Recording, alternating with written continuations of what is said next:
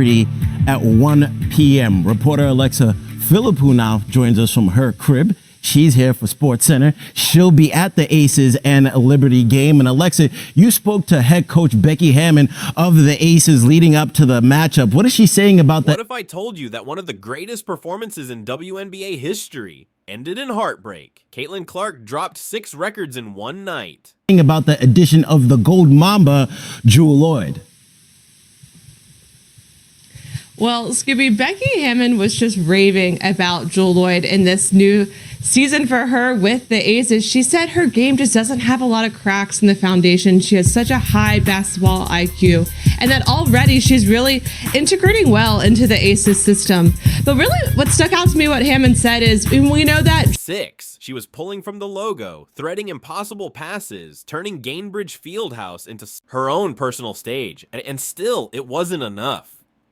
90, 1 point short. That's not just a score, that's a gut punch. People aren't ready to admit this, but we're watching greatness trapped inside a broken system. Clark didn't just carry the Fever. She dragged them, play after play, moment after moment, through 40 minutes of chaos. And the result? Another L. Another night where her box score screams MVP, but the win column whispers not yet. Caitlin Clark literally dragging this team through hell and still loses by 1? I'd cry. This isn't just about stats. This is about expectations, about how much one player can give before it breaks them. She made history that night, but history didn't return the favor. And trust, what happens next might just spark a fire the W can't put out. What if I told you the Fever started that night frozen, like ice cold, Atlanta lighting it up for 31 in the first quarter alone? Yeah, it was rough. People aren't ready to hear this, but Indiana's nightmare start only set the stage for Caitlin Clark's biggest flex yet. While everyone else was missing shots and losing hope, Clark was heating up from deep beyond. The arc from the logo, draining threes like Clark dragging her team out of a hole that felt impossible to climb. Double-digit deficits multiple times, and yet they clawed back, almost pulled off the impossible. That deep 3? Oh, that's from the logo. Clark is locked in.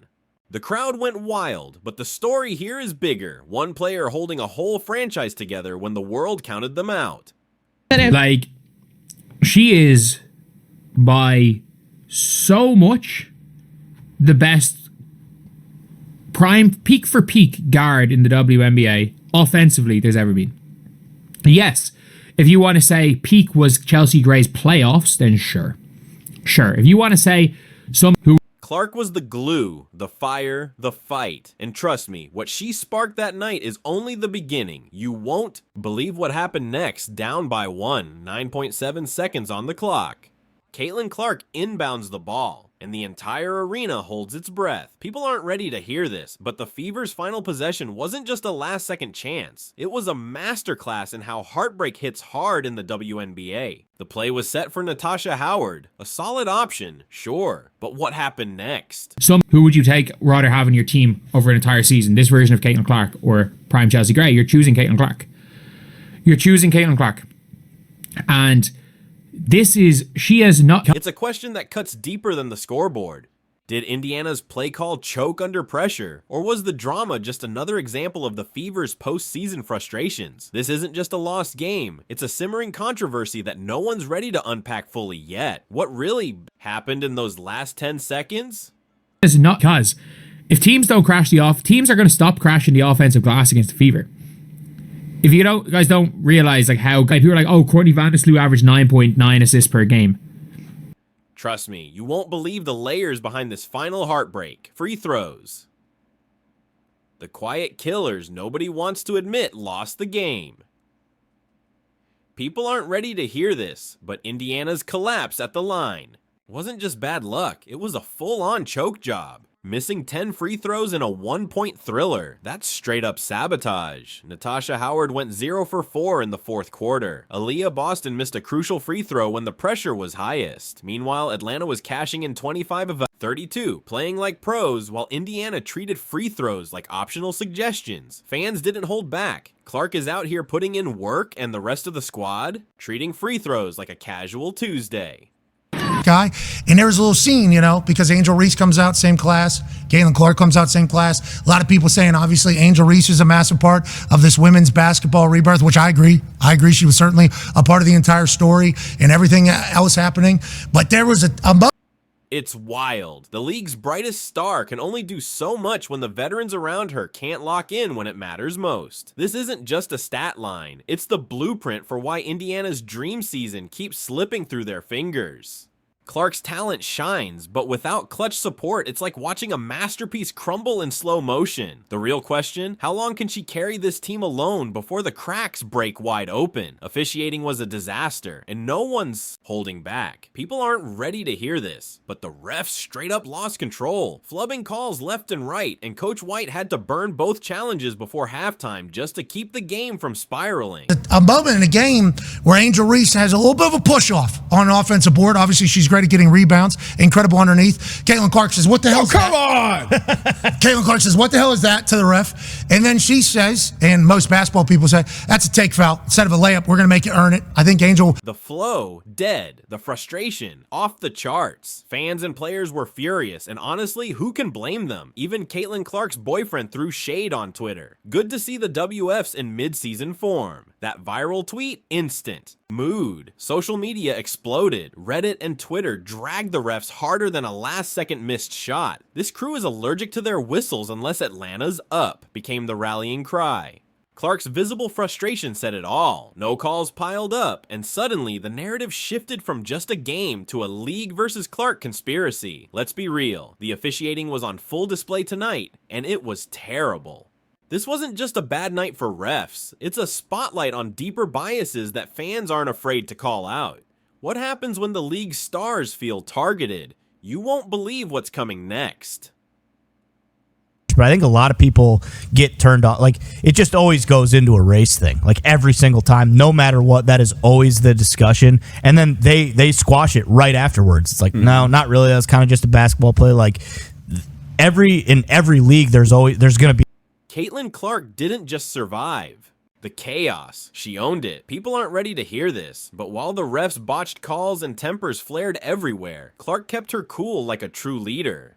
When everyone else might have snapped, she stayed locked in, calmly talking to refs, rallying her teammates, hyping them up like a general on the battlefield. But don't get it twisted. She wasn't some robot. You saw those subtle outbursts. Separates a rookie from a legend in the making. After the game, she said it best. We stayed together. We kept fighting. That's a positive. No fluff, no excuses, just mature leadership under fire. Clark's composure in the storm isn't just impressive, it's a statement. She's not just playing, she's building her legacy. And trust me, this is only the beginning. You won't believe what's coming next. Caitlin Clark isn't just rewriting the record books. She's straight up embarrassing them. People aren't ready to hear this, but in just 42 games, she shattered milestones that took legends decades to reach. Fastest to 350 assists. Check. You know, we weren't really helping one another out. We played like 5 individuals defensively at times instead of collectively as a unit. We dug ourselves a hole. We didn't take care of the ball. We didn't handle their physicality. I mean, that's going to be the MO against us all year long. Teams are going to be physical. They're gonna push us. They're gonna shove us. They're gonna hold us. They're gonna do whatever on both ends of the floor. And it's tough when you feel like you're starting to get some momentum to sub. I probably should have subbed a little bit more in that second half, but like the group that was out there. Tied for the most 20-point, 10-assist games in WNBA history in 1/10 the time it took Vanderloot. That's wild. And the rookie records? She owns the most threes made by a rookie, plus the highest number of double-doubles by a rookie guard. No one's talking about how absurd this is. Commentators are stunned, calling it historic, unbelievable, even next-level domination. Put her next to Sue Bird and Tisha Penicheiro, and the visual timeline shows one thing. Clark's climb is rocket speed, no brakes. She's not just in the conversation, she's the conversation. She didn't just break records, she embarrassed them. And if you think this is peak Caitlin, wait till you see what's next. Caitlin Clark is a star, no doubt, but is her team actually ready to win? People aren't ready to hear this, but the Indiana Fever's defense has been a mess. Coach White didn't sugarcoat it. We played like 5 individuals on defense. I mean, it's really hard when you dig yourself a hole like that in this league. Like, it's tough. I thought we had a bad start to the game. I thought we had a bad start to the second half. Kelsey just said that she thought kind of sustaining the run in the fourth quarter was one of the biggest differences. To you, what was kind of the thing that helped you guys get back in the game in that fourth quarter? Yeah, we found ways to get stops. I mean, 15 points is great. We're going to be able to win a lot of games if we hold teams to 15 points in a quarter. I think that's tremendous. Let's go. That's brutal, and it shows. In the first and third quarters, the Fever's defensive rotations crumbled like a house of cards. But then, in the second and fourth, they clamped down, holding Atlanta to just 13 and 15 points. The problem, they couldn't keep it consistent. Let's go to the play. They got everybody clutching their pearls. In an uproar. Yeah, WNBA fans, y'all gonna have to get used to this new NBA Twitter shit. We don't do that soft shit like y'all like. I guess we don't have to highlight for the play at all. I don't like how they make this. This isn't just about missed switches or slow rotations. It's about trust. You can't win in this league without trust. Right now, that trust is still under construction. The Fever are stuck in that awkward, almost there phase. A lot of people didn't see like the play before that. I'm gonna keep it gangster with her. She flopped. Yeah, and she pushed the girl first. Yeah. That's what people are not seeing. That I don't like that. Like that, be on that. That's now cool. if she would have swung up at your throat. And Young players hesitate. Defensive chemistry is shaky and the clock's ticking. This isn't failure. It's a process. But if they don't gel soon, Clark's brilliance might not be enough. Is this team ready to rise, or are they just delaying the inevitable? You won't believe what happens next. throat and shit like that, then you could have tweeted. Yeah, she went, but I hate when people do the extra. Like, relax, y'all. Ain't nobody about to fight basketball. And y'all know Caitlin Clark not finna fight, bro. No way. She walked right by. Caitlin She Clark really was about to help her. Disgusting. Bro, basically saying she hates her. Caitlin Clark isn't just breaking records, she's breaking the entire WNBA culture wide open. People aren't ready to hear this, but this isn't just basketball anymore. It's a full-on cultural takeover. Ratings skyrocket every time Clark steps on the court. Her name dominates Twitter, TikTok, even. Her boyfriend's tweets go viral. That's wild for a rookie. This isn't just about buckets or assists. It's about cultural gravity pulling the league into a new era. Clark's games are events, moments that force everyone to pay attention. But here's the kicker. This spotlight is stirring up the WNBA's long simmering culture war. Hates her. This is why she did that. Shut up. Rob Parker was right. You are a corny ass nigga. But that's why the shit gets blown. Yeah, like, bro, it's unnecessary. It's a basketball play, you dickheads. Don't turn that up. I hate when people be weird. It ain't got to be no race war shit. You can honor both of those players. Keep it on court. If you keep it on court, no, they're not comparable. They're in different worlds. They're in different situations, of course.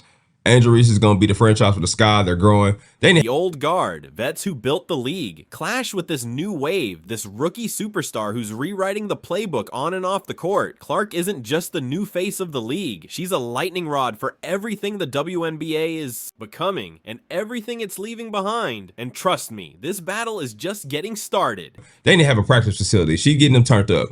Caitlin Clark, generational talent. She's the one. They put the team around her right now. Just keep it basketball, y'all. Don't I'm excited for the WNBA season. Come on, man. No, let's break the games down though, because Caitlin Clark did have a triple-double that game. Yeah, now I did come missing, some Clark is gonna be second. You won't believe what's coming next. 1 point short, one heartbreaking gut-punched point. But don't sleep on what just went down. Clark didn't just lose a game. She shattered 6 records in one night. That's the paradox of greatness. Wins don't always tell the full story, but history remembers every moment she owned the court. You saw it. The blocked shot that stole breath away. The deep three that lit the arena up. The way she carried her team even when the scoreboard. Triple double all time in the next 2 games for sure.